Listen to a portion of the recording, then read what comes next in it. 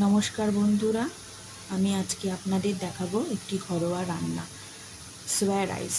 অল্প একটু ভাত, একটু রসুন কুচি, এই হচ্ছে একটু হার্বস, অরিগ্যানো, থাইম, রোজমেরি।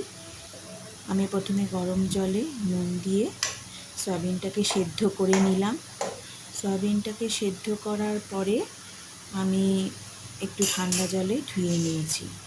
তারপর কড়াইতে একটু বাটার দিয়ে, একটু রসুন কুচি দিয়ে আমি সয়াবিনটাকে হালকা করে ভেজে, তারপরে আমি একটু ওই যে বাটিতে ভাত রাখা ছিল সেই ভাতটাকে দিয়ে একসঙ্গে ভেজে, তার মধ্যে একটু গোলমরিচ, একটু স্বাদ মতো নুন, অরিগ্যানো, থাইম, রোজমেরি দিয়ে ভাতটা নাড়াচাড়া করে গরম গরম আমি একটা ডিম সেদ্ধ দিয়ে পরিবেশন করেছি। ভালো লাগলে আমার চ্যানেলটি সাবস্ক্রাইব করবেন। Thank you.